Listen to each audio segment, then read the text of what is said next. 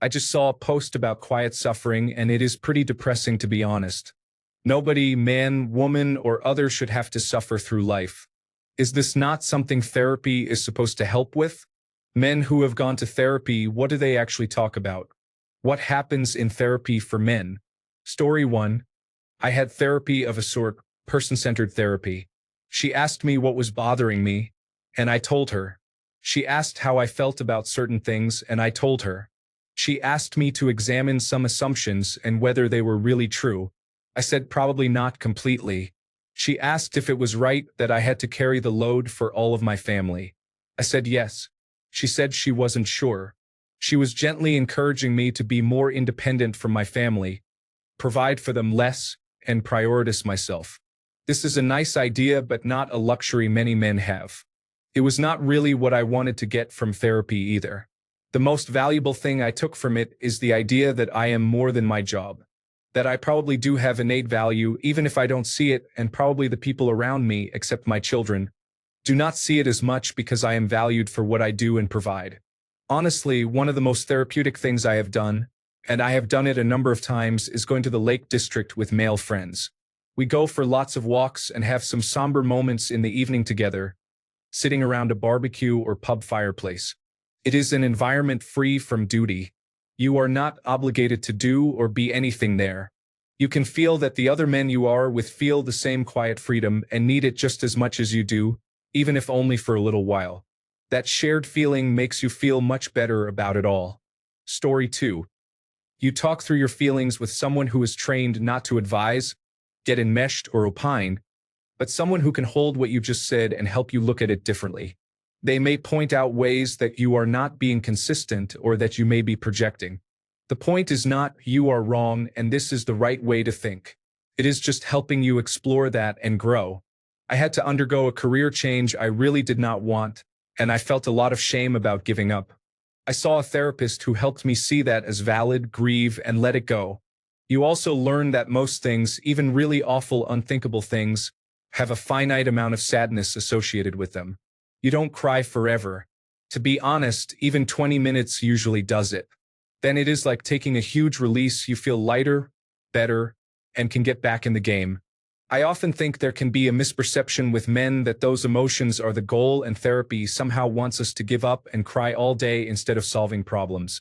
Instead, the crying, the journaling, and so on are just steps in solving the problem. Every problem is better solved when you are clear-headed and grounded, and therapy has helped me learn how to do that. Story 3. My boyfriend has told me that his therapist is around the same age and has many similar life experiences. While his therapist helps him with obsessive thoughts, anxiety, and fear of death, they also just have casual conversations a lot because my boyfriend doesn't have many friends he feels he can open up to. I have tried encouraging him to be more vulnerable with people, and they will respond accordingly, but I don't actually know if that is true because I am a woman, and vulnerability is expected of me. His colleagues are also half his age, whereas mine are peers. He also experiences rudeness or insults more frequently, and we both work in customer service. I am constantly surprised by some of the people who speak negatively to my boyfriend. He is the sweetest person with a neutral facial expression, and he pays the price. However, his medication for anger also mutes other emotions, and he is not willing to be too emotional because he has been fired for it, meaning he had a mental break and was fired. Men really have it hard. Story 4. I think the answer is going to vary greatly between people who are seeing a psychiatrist for an actual clinical mental health disorder or to deal with a specific trauma, and those who are seeing a psychiatrist as part of dealing with generalized boredom. Story 5. For me, I have been talking with my therapist about the trauma of circumcision and how it was handled. It is hard to deal with an unnecessary and damaging surgery forced on you. There is a lot to unpack, and I am doing internal family systems parts work to heal from it. Story 6. At first, I talked about my ex a lot. I was in an abusive relationship for 4 years. We worked through that, and I don't talk as much about it now. Basically, we discuss whatever has happened since our last meeting and what stresses are weighing me down. I tried going once a month, but I found I had too much to talk about within the hour, so I go every 2 weeks. Story 7. I am extremely happy with my life. An awesome wife and sons. A well-paying job. The best friends I could have, and more. However, there are underlying issues that I just accept. I think of my wife, 2 sons, and myself as a single entity. We survive, laugh, cry, get excited, celebrate, and get angry as one unit. I know for a fact that, though my wife loves me absolutely, there is a small part of her that sees her commitment and love for me as slightly less than she does for the boys. She will never love any partner as much as her kids. That makes me an outsider, and I have felt it more than once. I will never bring that up because it will not change anything except create a rift. There is also the mental load that comes with keeping everyone safe. Within our single entity, it is my sole responsibility to keep everyone safe, and I have played that part 24 hours a day, 7 days a week, for the 28 years I have been with her. She acknowledges it, which is great, but it means I never completely relax. Too many things can and have happened where I needed to spring into action. These things do not happen every day, but you have to be ready for them every day, listening to every sound, catching every movement, and so on. To be honest, I am pretty exhausted at 56. There is nothing to be done about these things. They just are. So I quietly go through life as the lines on my face deepen and my hair grows grayer. It is what it is. Story 8. Men who have gone to therapy, what do they actually talk about? What happens in therapy for men? It depends on the therapist and the type of therapy they practice. There is a wide range of therapy techniques, from cognitive behavioral therapy to acceptance and commitment therapy.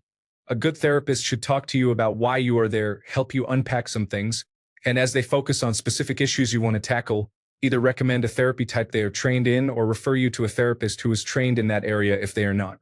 For example, I went to therapy because I was suffering from anxiety and feelings of being overwhelmed with decisions as an adult. My therapist practiced a combination of cognitive behavioral therapy, which involves techniques to think differently about your circumstances based on the idea that how you think about a situation changes how you feel. Inner child work, which has you reparent your inner child, as it quickly became apparent that the source of my anxiety as an adult was due to navigating stressful situations, including bullying as a child. Schema therapy, which complements inner child work by addressing how your mental model of yourself and the world is formed early in childhood and can be difficult to change in adulthood. Previously, I also did acceptance and commitment therapy, which helps you separate the emotions you feel from the rational choices you make, without attempting to suppress the emotions. Therapy was life-changing for me, and I would highly recommend it. Often, you need to find a good therapist and be open to exploring your thoughts and memories, which can be difficult for men if they associate emotional pain with weakness. If you expect the therapist to do the work for you, then you are in the wrong place. But if you can get past this and find a good therapist, it can be life-changing. Story 9. I have been to therapy a few times. I did not find it useful, except that I could vent to someone. I never received any solid advice that I could not find myself. I found it a waste of time and money. I might as well just vent to artificial intelligence. I would probably get better feedback, and it is free. Story 10. Depends. When I was a kid, we talked about my parents' divorce and how that was affecting me, mainly through play. Later, the focus was on my addiction and coping mechanisms for that. More recently, it has been about the stresses in life with work and family.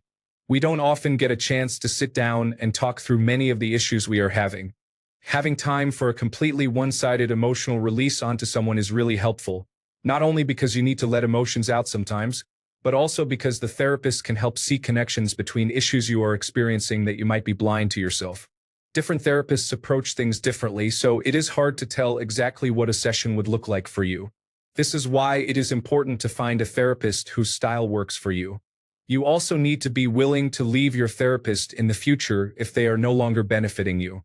Some people feel guilty about this, but it is important for your well-being. Story 11. In my therapy, it was one-on-one with a girl around my age. We talked about my confidence issues and harsh realities of being a man. We also discussed sexual frustrations from a man's perspective. It was very eye-opening. Story 12.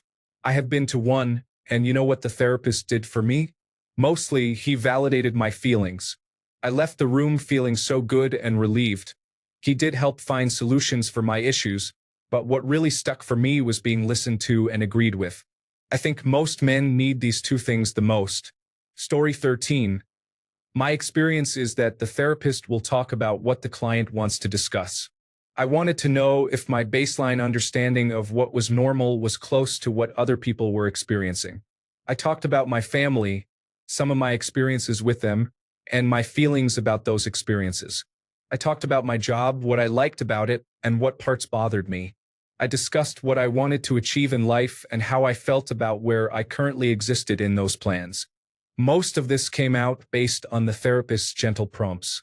I wasn't particularly upset about anything, so I did not steer conversations toward specific topics, but I did ask for feedback based on how other people might have handled the same situations. I did not expect the therapist to be shocked or judgmental, but I wondered if I would be told a feeling I had was unusual for the circumstances. In the end, I got what I wanted and somewhat expected. My sessions indicated I had a very grounded view. The bigger surprise was when I mentioned to a friend that I was going to therapy, and they said, "Sorry to hear that. There is still a stigma around going to therapy, and I wish more people were comfortable seeking outside perspectives." Now I voluntarily share my own experience when I think it will make people more comfortable with the idea of going. Addendum. I got more useful advice and unburdened more of my soul with a close friend than I did with my therapist. A therapist might have a wider range of perspectives and more knowledge about treating trauma, but in the absence of trauma, my friends know more about me personally and provide the type of advice I am looking for. Specific tasks based on specific reasoning. Cultivating at least one close, reliable friendship has been the best investment of time and effort I have ever made. Story 14. One of the reasons why men generally avoid therapy is because they say it does not work. And they have a point. Talk therapy works well with women, but not as much with men. The male brain is very solution-oriented. Think of the advice commonly given to married men when their wives are venting to them. Just listen, do not offer advice. Our brains do not work like that. So when men are sitting in a therapy session just talking it out, one part of them feels good to get it off their chest, but the other half feels confused and disappointed because they are thinking, okay, but what do I need to do now to make things better? I do not have any solutions. What am I paying for? In my experience, I have responded best when I have worked with a coach and a therapist who give me homework or point me in a direction that restores my power and agency. I believe most men would agree. Story 15. Not much. It is a place you go to talk about what is bothering you, and the therapist responds, there, I acknowledge your feelings, while offering no real solutions or fixes to the problem. I guess therapy must work for women because talking about their feelings makes them feel better. I am not sure how that is supposed to be helpful for men who are looking for ways to take action to solve their problems.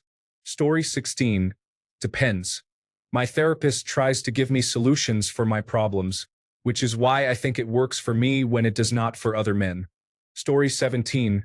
Depends on the person and what you are going in for. I do cognitive behavioral therapy, and it can range anywhere from talking about work to my relationship to family. Mostly going over proactive coping styles and trying to break out of negative thought patterns. Sometimes I talk to my therapist about books I am reading or share workout tips. I started seeing my current therapist after a referral from a prior therapist as a teenager and periodically return during rough periods in my life. I usually go for anxiety-related sleep disorders and depressive symptoms, so therapy is tailored to that, and how it is approached varies from person to person. I will say, having a straight male therapist was different from having a woman and different from going to a gay man. These differences involve temperaments and approaches to things, particularly with relationships, but also relate to differing personalities. Story 18. When I saw a therapist in high school, we just talked about everyday life.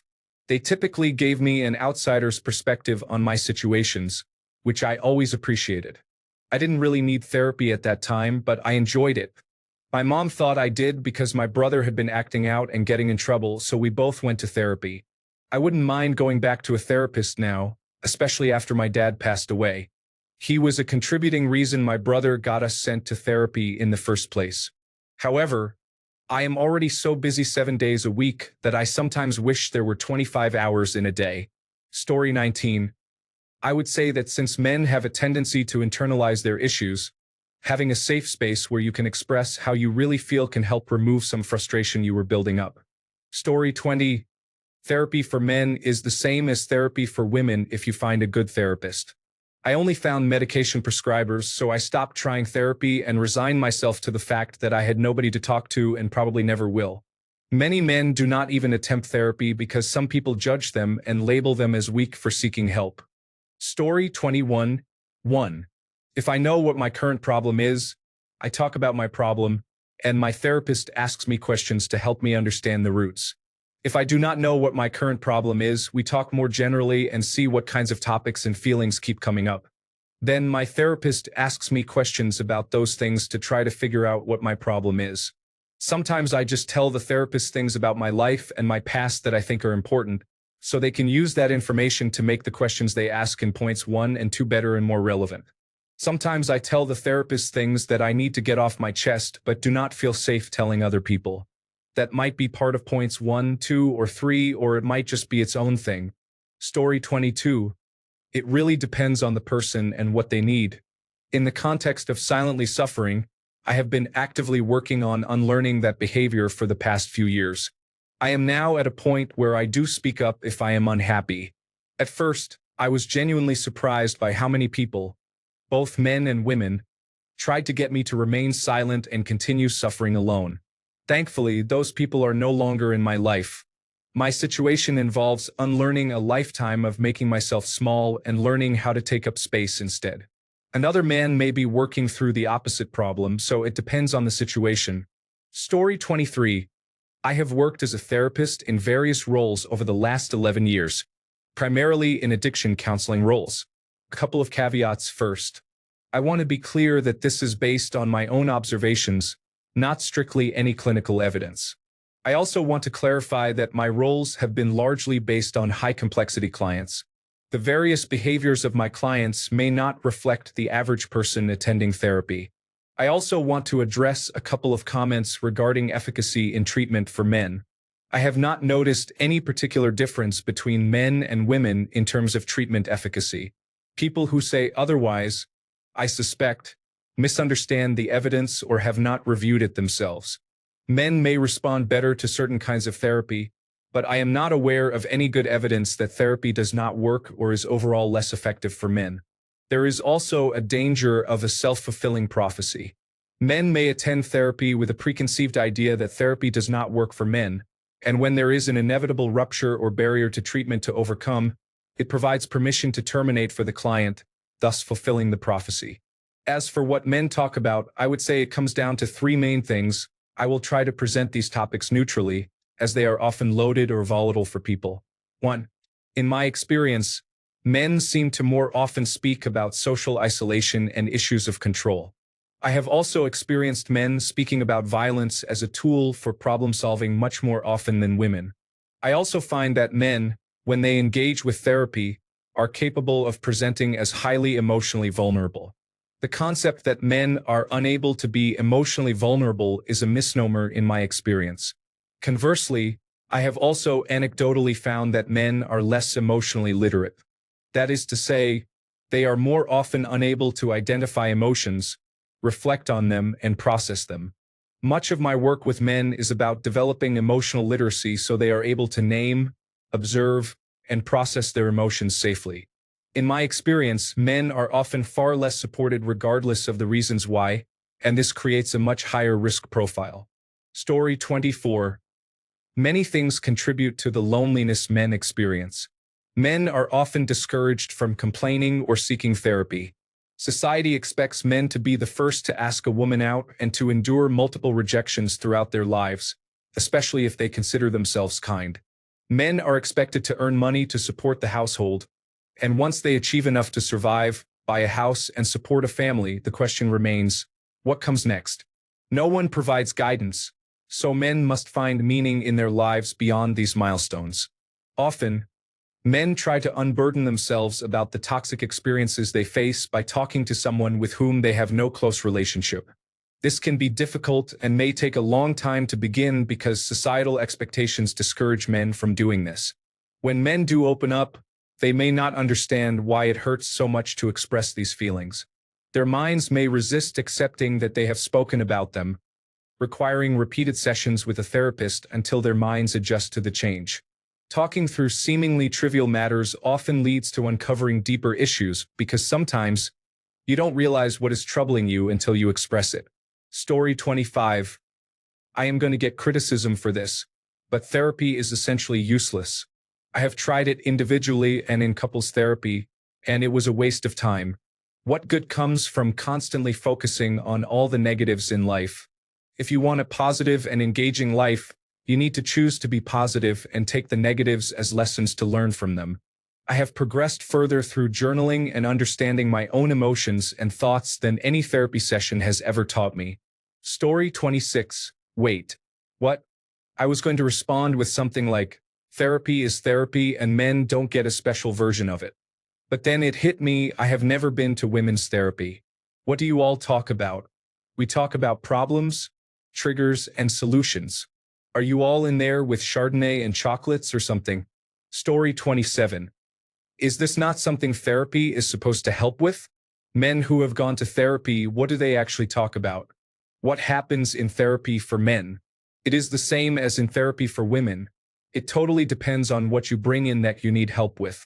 In my case, it involved a great deal of investigating the internal world, my opinions about myself, my thoughts toward the world, my fears, my expectations, as well as monitoring my nervous system. The goal was to be able to regulate my own nervous system, decrease the effects of trauma, overcome anxiety, and shed the low self-esteem issues I had. Story 28. It is highly individual, as it is for women. During my 3 separate periods of talking with therapists, I discussed the following in order of the time period. 1. Feeling suicidal and like I was going through the motions of life. Feeling stressed and depressed from school. Reevaluating myself after school to determine if my improved state of mind was truly good or better but still needed work. Story 29. For me, therapy is about expressing my personal issues without being judged or worrying about negative consequences. Once I express them, I feel much lighter and have clearer thoughts on how to improve my life. It helps me focus internally and be more self-centered, which was needed for a long time. Story 30. For me, it is usually talking about various stressors in my life. I understand myself and why I am this way, but I need help changing how I relate to people and approach relationships. She listens to me talk, asks questions about my thought process and feelings, and then offers insight or critique to guide me in a healthier direction or help me clarify my self-doubt.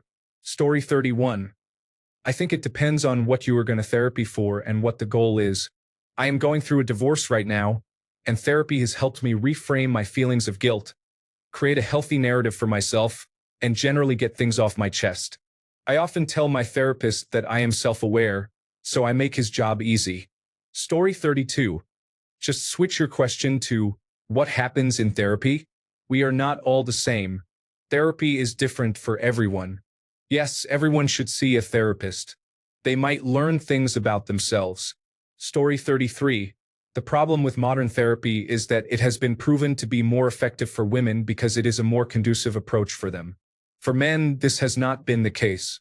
Providing men with a sense of purpose is a much better way of helping them. Story 34. There is not really therapy for men or therapy for women. It is therapy for you. You talk about whatever you need and want to talk about. It should be tailored specifically to your life. Story 35. Therapy is highly individualized. Your first visit or two will often involve setting goals or discussing your issues. Story 36. My wife and I went to therapy separately, and we worked on things that bothered us individually. I would not say there were specific gender differences. I was working on my traumas and then on issues unrelated to my trauma, but I did not know how to handle them. My wife had a similar experience. Therapists are helpful. You just need to find the right one. There are many approaches, so find what works for you. I went to cognitive behavioral therapy first, but then I started to gravitate toward mindfulness-based cognitive therapy and later acceptance and commitment therapy.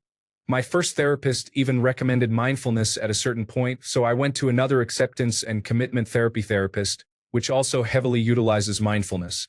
Story 37. Since I started therapy, I have learned to make my suffering a little less quiet in my life, paradoxically helping me suffer less. If that makes sense. Story 38. So the first few offered grounding exercises and basic anxiety management, such as circles of influence, simple platitudes, and basic stress management. It did nothing. Finally, I spoke to a male therapist, and two things were different. When I told him about something difficult, he said, "Man, that sucks." Such a simple acknowledgement, direct in my language, felt different and relevant. He then asked me for more. That had never happened before in my therapy. Previously, it was, "Okay, that's the thing we'll work on, and here's a worksheet for you to take home." This first approach was key. It let me open up the can of crazy because he didn't shy away from what was behind it. He knew my one item wasn't all of it and understood that treating that first timid attempt to share my trauma wasn't the sum total of the problems I needed help with. The second thing he did was ask me about things that revealed I was neurodivergent. I can't put my finger on exactly what, but it was simple probing questions from what I shared, particularly the things behind the first few basic stresses in my life that got me talking about how I feel different from other people. This is a topic I've joked about with my friends most of my life, but no therapist had ever asked me about it before. None were interested in how I felt about how I felt. I'm now diagnosed with autism and attention deficit hyperactivity disorder, and I'm going through the tedious process to get medicated for it.